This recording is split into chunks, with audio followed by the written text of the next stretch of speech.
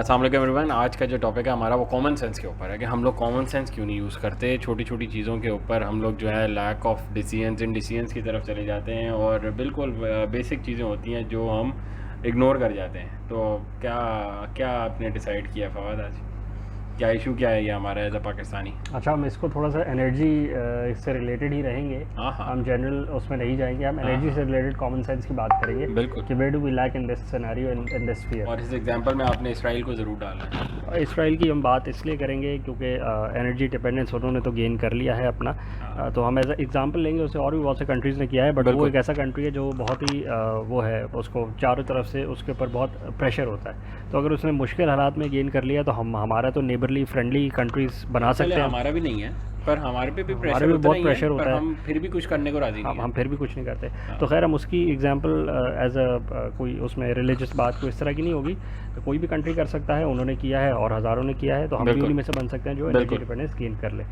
तो जो खैर कॉमन सेंस का इशू ये है कि देखिए हमारी एनर्जी जो है हम इंपोर्ट करते हैं, मेजर हमारी जो सोर्स ऑफ एनर्जी है वो हम इंपोर्ट करते हैं। अच्छा, वो भी हमने बाय डिसीजन बाय चॉइस हमने चूज़ किया है। अभी हमने कोल की तरफ शिफ्ट किया है। कोल हमारी जो हमारी चॉइस है वो ये है कि हम थर का कोल यूज़ करेंगे। उसमें हम कभी कहते हैं कि ये इतना एनर्जी रिच नहीं है, इसमें एनर्जी डेंसिटी इतनी नहीं है, कोल की भी कोई स्टैंडर्ड क्वालिटी नहीं होती। तो हमने कभी कहा कि हम जो हमारा थर का कोल है वो इतना अच्छा नहीं है, कभी हम कहते हैं हम इंपोर्ट करेंगे, कभी हम कहते हैं हम इसको यूज़ कर लेंगे। तो एक इन डिसीजन है, आपने एक पॉइंट पे आना ही नहीं है। आप ऐसा प्लांट लगा लें जो आपका कोल जो भी है वो जितनी भी एनर्जी उससे डिराइव हो सकती है आप उसे कर लें, व्हाट्स द इशू।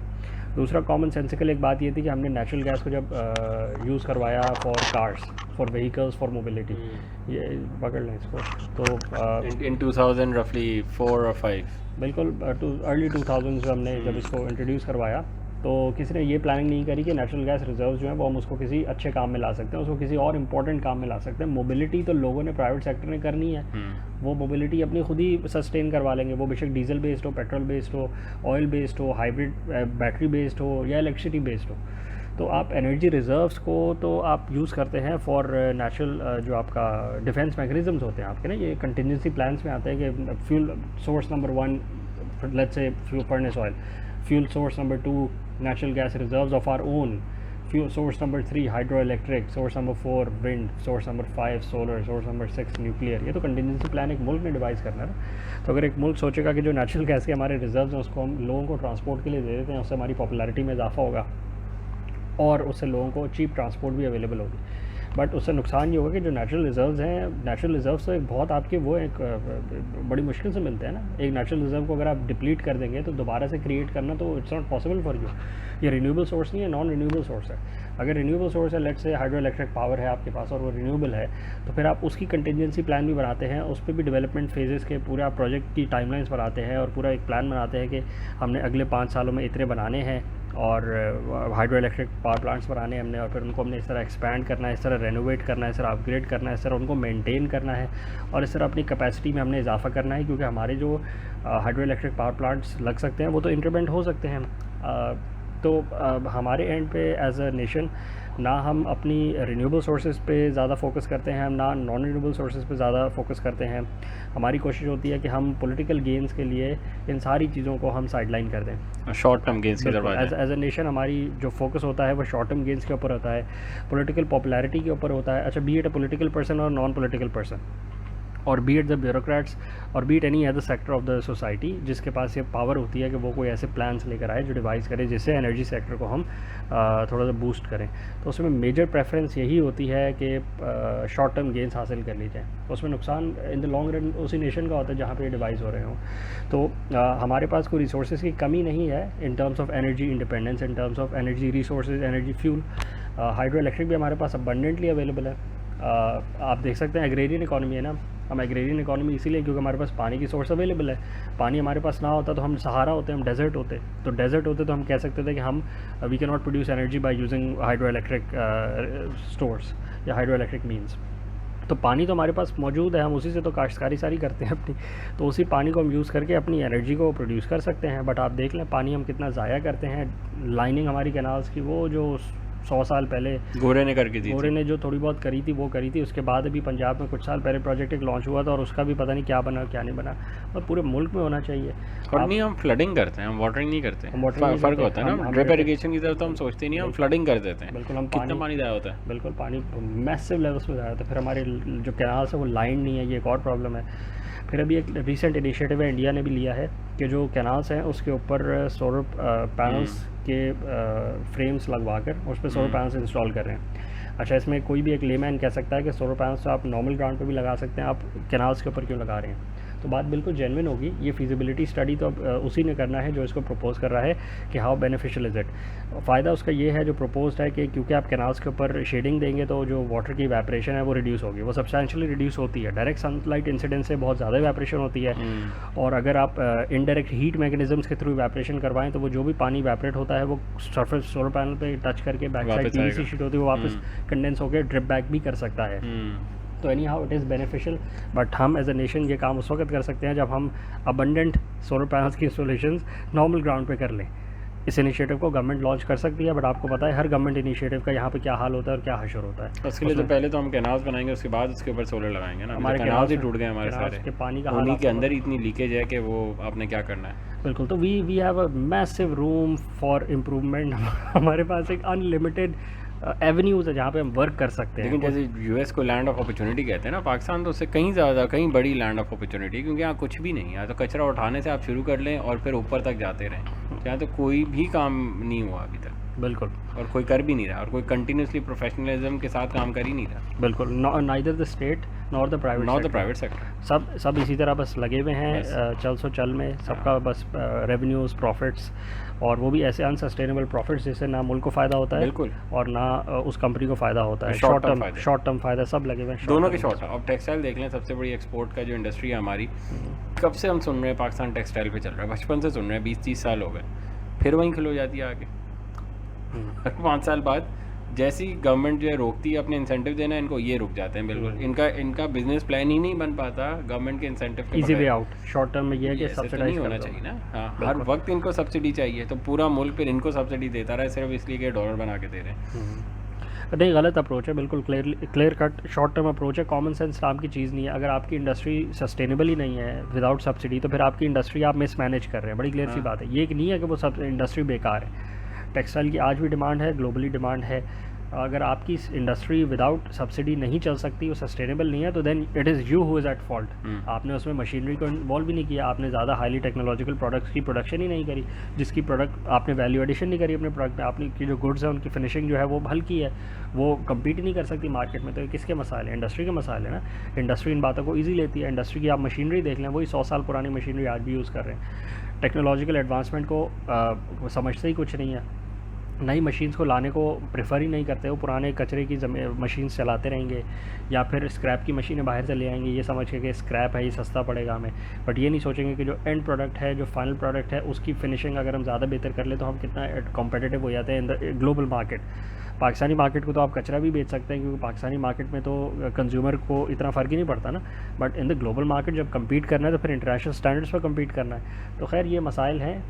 नुकसान किसका होता है? स्टेट का भी होता है कि जिसने ऐसी टेक्सटाइल इंडस्ट्री को सपोर्ट करी हुई है, और उस इंडस्ट्री का अपना भी होता है कि वो इंडस्ट्री हर 5 साल बाद, हर 10 साल बाद घूम फिर के उसी नहज पे आ जाती है कि again it needs a subsidy to support itself. ऐसे शॉर्ट टर्म में देखें तो पॉलिटिकली बहुत गेन होता है ना, कि विद इन अ ईयर आपने 1 साल की सब्सिडी दे दी, एक्सपोर्ट्स 1 बिलियन की भी ग्रो हो गई, आपको कहने को मिल गया देखें 1 बिलियन की मैंने एक्सपोर्ट बढ़ा दी, पर वो नहीं होती, सस्टेनेबल नहीं होती।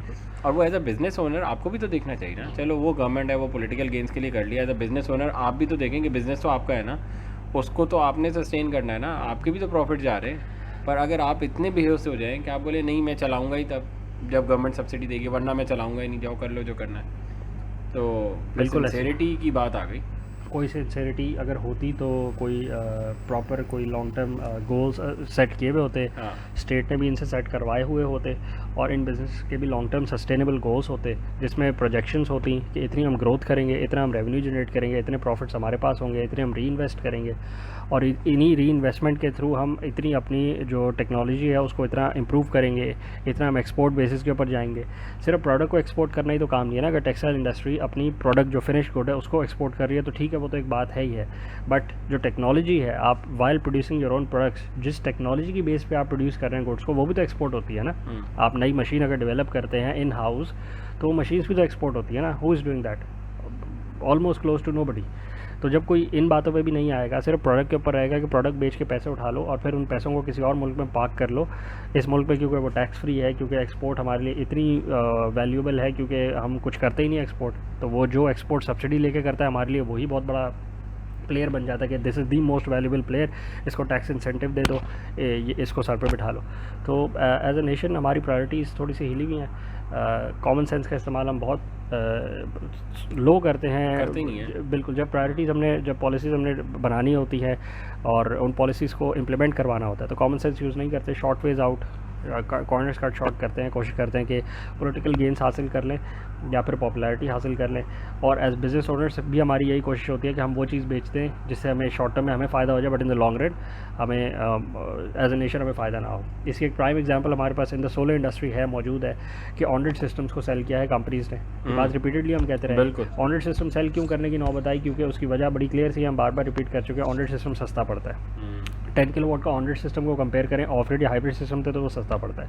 लेकिन उसका ड्रॉबैक क्या है? उसका ड्रॉबैक ये है कि जब आप ऑनरेड सिस्टम अपने घर पे लगवाते हैं तो आप फिर ग्रिड पे डिपेंड करते हैं। ग्रिड पे डिपेंड आप डायरेक्टली भी करते हैं और इनडायरेक्टली भी करते हैं। ग्रिड पे आप डिपेंड इसलिए करते हैं क्योंकि ऑनरेड सिस्टम को लाइव करने के लिए ग्रिड की सिग्नल चाहिए होता है। ग्रिड मौजूद होगी तो ऑनरेड सिस्टम फंक्शन करेगा, पहली बात। दूसरी बात ये कि ऑनरेड सिस्टम वर्क कैसे करता है कि वो जो थोड़ी बहुत प्रोडक्शन आपको देनी होती है एज अ होम ओनर, वो दिन के वक्त थोड़ी बहुत आपको देके एक्स्ट्रा जितने भी यूनिट्स होते हैं वो ग्रिड को सेल करता है। तो वो ग्रिड को एज अ सिंक यूज़ करता है। अगर ग्रिड मौजूद नहीं होगी तो ऑनरेड सिस्टम किसी को भी बेच नहीं पाएगा, तो ऑनरेड सिस्टम फेल कर देगा, अपने आप को भी फेल कर देगा और आपकी इन्वेस्टमेंट को भी फेल कर देगा। On grid system as compare to an off grid system जो बैटरी बेस्ड होता है, उसमें आप अपनी एनर्जी स्टोरेज खुद करते हैं और you can even function without the grid. तो अगर आप रिमोट एरिया में भी लगाते हैं तो भी फंक्शन कर सकते हैं, और अगर आप ग्रिड के साथ मौजूद होते हैं, कनेक्टेड होते हैं, और फिर भी फंक्शन कर लेता है। उसमें आपकी ग्रिड पे डिपेंडेंस नहीं होती। Grid as a secondary source आपके पास मौजूद होता है कि अगर खुदा न खासा आपके सिस्टम में फॉल्ट आए तो वो आप ग्रिड को यूज़ कर सकते हैं, but you do not need the grid. That is the only pathway towards energy independence. जो ऑनरेड सिस्टम है that is dependent on the grid again. Grid primary source क्या है उसकी? Furnace oil. तो ऑनरेड सिस्टम सिर्फ इसलिए बेचे गए क्योंकि कंपनीज के प्रॉफिट्स मैक्सिमाइज़ करने थे। ऑनरेड सिस्टम्स की प्रोडक्ट्स सस्ती पड़ती हैं, कंज्यूमर को बेचना आसान है। दूसरा ये बोलना आसान है कि देखिए जी दुनिया भर में ऑनरेड सिस्टम लगता है, ऑस्ट्रेलिया में ऑनरेड लगता है, अमेरिका में ऑनरेड लगता है, यूरोप में ऑनरेड लगता है, ये देखिए प्रोडक्ट यूरोपियन है, ये लगवा लें। कस्टमर को भी बात ज़्यादा अट्रैक्टिव लगती है। ठीक है, उससे ज़्यादा ये भी कि देखें कस्टमर भी अपनी रिसर्च करके नहीं आता जब लगवाने आता है। तो ये भी बड़ी मेजर कॉमन सेंस है कि आप कोई भी चीज़ बाय करने चाह रहे हैं, आप 2 मिनट गूगल पे ज़रा रिसर्च कर लें कि क्या चीज़ कैसे काम करती है, और आप खुद डिसीजन ले लें, और उसके बाद अगले के पास जाके बैठें कि आप मुझे, ताकि वो बेचे तो ना आपको, आप जो भी लगाने लगें आपको एटलीस्ट उसको पता हो कि मैं ये लगाने लगा हूँ और ये जो बंदा मुझे बोल रहा है ये ठीक बात कर रहा है या गलत बात कर रहा है। बिल्कुल ऐसे ही है, बिल्कुल ऐसे ही है। साथ साथ देखें जिस प्रोडक्ट को पुश किया जाए और उसको मार्केट किया जाए, फिर उसका एक कैस्केड डाउन इफेक्ट आता है। हमारा पर्सनल एक्सपीरियंस है कि हम जब हाइब्रिड या ऑफ ग्रिड सिस्टम की बात करते हैं तो जो लोग अपने अड़ोस पड़ोस में या अपने रिश्तेदारों में मशवरा करते हैं ना कि कौन सा सिस्टम लगवाना चाहिए, तो जिस बंदे ने ऑन ग्रिड सिस्टम पहले लगवाया होता है वो मशवरा यही देता है ऑन ग्रिड लगवा लो, कि वो जो दूसरा हाइब्रिड सिस्टम है वो कामयाब ही नहीं है। अच्छा, what is the basis of this opinion कि वो कामयाब नहीं है? कोई बेसिस नहीं है। वो बेसिस ये है कि उसको किसी इंस्टॉलर ने कहा कि ऑन ग्रिड सिस्टम ही कामयाब है, ये कामयाब ही नहीं है। आप मतलब रीजनिंग अगर मांगें या आप बोलें कि ठीक है, मतलब आपके रीजंस हो सकते हैं, उसको बयान करें, देख लेते हैं, हो सकता है उसमें कोई जेन्युइन बात हो भी सकती है ना, कोई ऐसी बात तो नहीं है। बट नहीं, वो कह रहे हैं कि वो इंस्टॉलर जिसे हमने लगवाया वो कह रहे हैं कि वो कामयाब नहीं है, ये वाला कामयाब है, ये लगवा लें।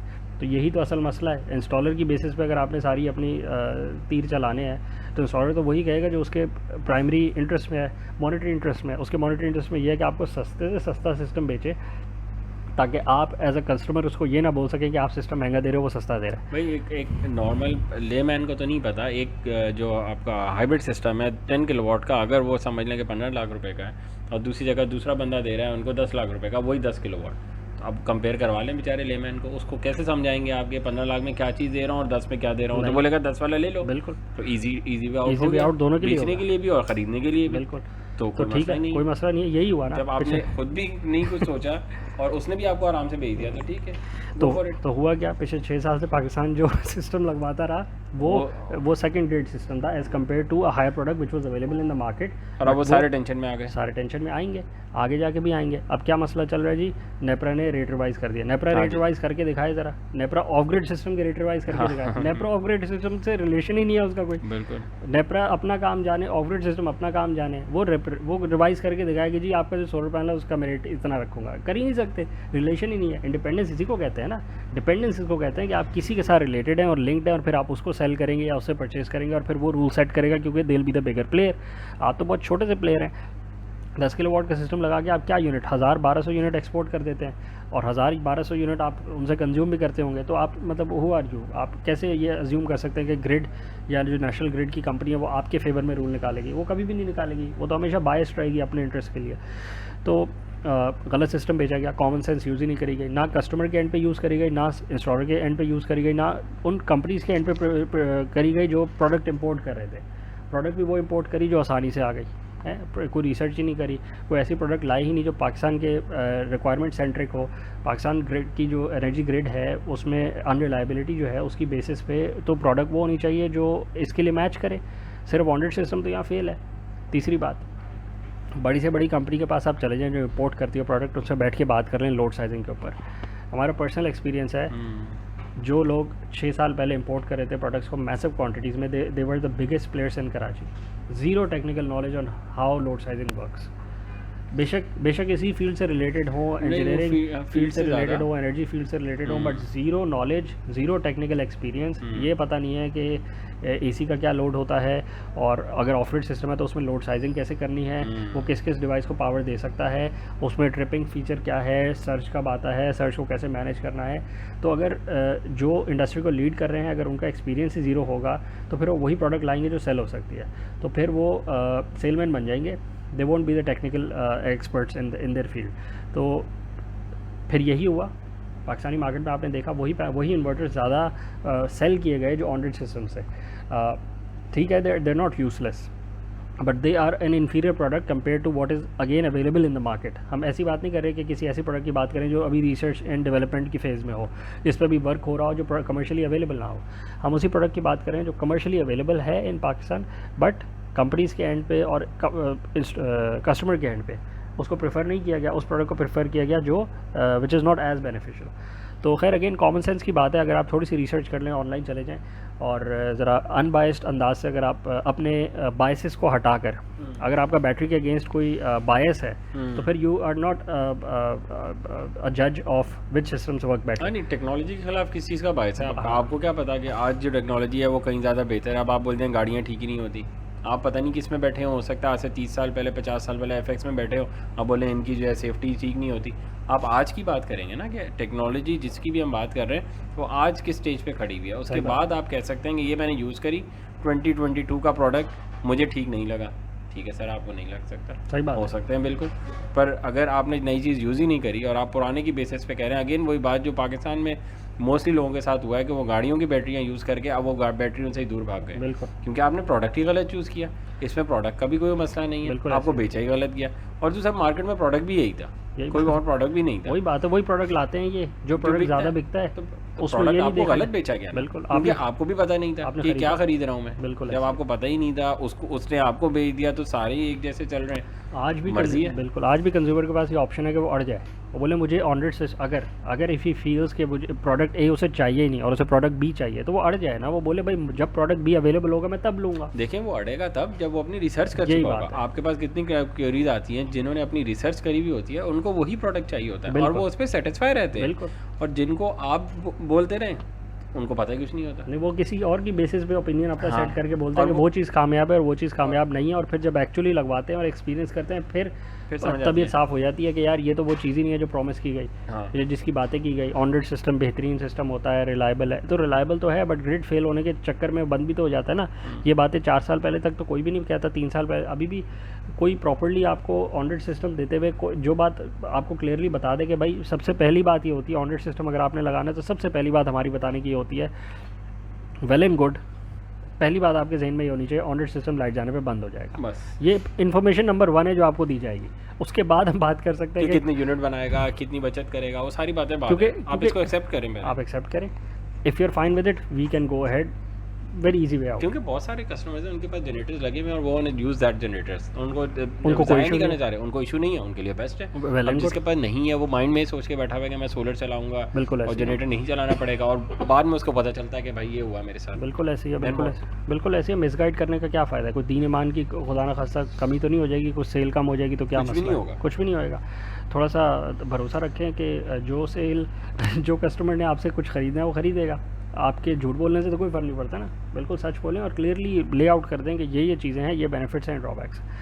अच्छा, इसी तरह अगर हम आगे बढ़ते जाएँ तो हम देखें कि बहुत से लोगों के जहनों में मिसकंसेप्शंस है कि ग्रिड लेवल पे आप प्रोड्यूस नहीं कर सकते सोलर एनर्जी। तो वो अगेन रिसर्च की फुकदान है, रिसर्च की कमी है और टेक्नोलॉजिकल नॉलेज की कमी है, एक्सपीरियंस की कमी है।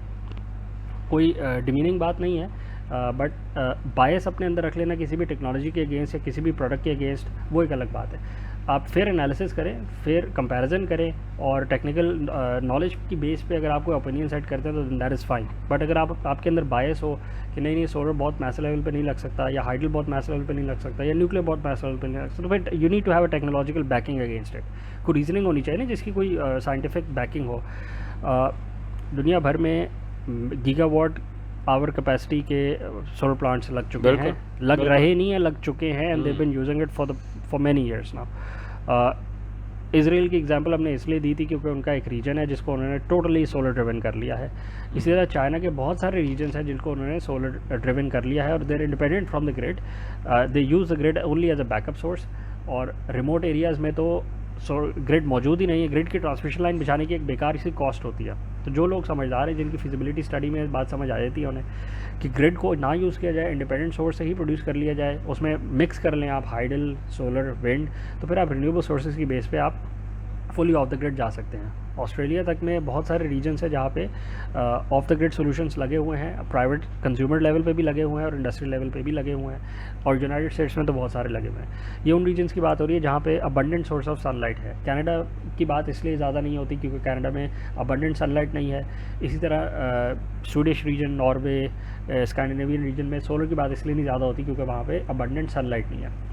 Tropical countries near the equator और इस तरह के रीजन्स में सनलाइट अबंडेंटली अवेलेबल होनी चाहिए, प्लस रेनफॉल का इतना इंसिडेंस नहीं होना चाहिए। मलेशिया, सिंगापुर, थाईलैंड, यहाँ पे सनलाइट तो होती है बट रेनफॉल होती है तो अगेन वो डिस्टर्ब हो जाती है आपकी जो प्रोडक्शन है। तो वहाँ पे भी ये इतनी टेक्नोलॉजी यूज़ नहीं होती, वो इतना रिलाई नहीं करते क्योंकि वहाँ पे बारिश ज़्यादा होती है तो फिर वो हाइडल को ज़्यादा यूज़ कर लेते हैं और रिसोर्सेज को भी यूज़ कर लेते हैं। तो अगेन हम अपने रीजन सेंटर की बात करें तो हमारा रीजन एरिड ड्राई क्लाइमेट है, हमारा रेनफॉल हमारे यहाँ कम होती है।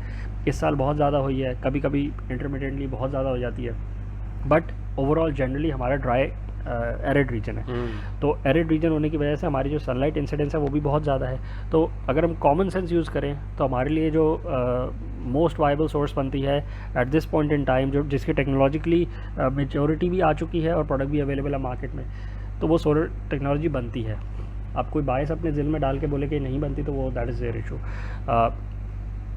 हम कंज्यूमर लेवल पे तो इसको प्रोड्यूस कर ही सकते हैं, हम इसको नेशनल लेवल पे प्रोड्यूस कर सकते हैं, हम ऑफ द ग्रिड भी जा सकते हैं, हम माइक्रो ग्रिड्स के भी इस्टेब्लिशमेंट कर सकते हैं। But again it depends upon our open mindedness और अपॉन आवर रिसर्च। और अगेन जो हमारी हिंड्रेंस बनती है वो हमारा बायस बनता है और लैक ऑफ नॉलेज बनती है कि हमारा बायस होता है कि सोलर इतना अच्छा नहीं है, सन की इतनी पावर नहीं है, सोलर पैनल बेकार होते हैं, कौन लगाएगा, कौन मैनेज करेगा। हर चीज़ की मैनेजमेंट है ना, अगर कॉस्ट कम उससे पड़ रही है, ज़्यादा फीजिबल है तो फिर why not go for it. Feasibility studies निकाल के आप देख लें, दुनिया ने तो लगाई हुई है और दुनिया ने टेक्नोलॉजी को मैसिव लेवल पर अडॉप्ट करके अपने रीजन्स में एनर्जी डिपेंडेंस इख्तियार कर लिया है। बिल्कुल। कुछ और ऐड करेंगे आप इसमें? मैं तो आपसे ये पूछवाना चाह रहा हूँ कि आप मुझे ज़रा कैलकुलेट करके बताएंगे 350 अरब 350 बिलियन में कितने मेगावाट लगते हैं? ज़रा मैं उतनी देर स्टोरी बताता हूँ। हाँ, रुपीज़ में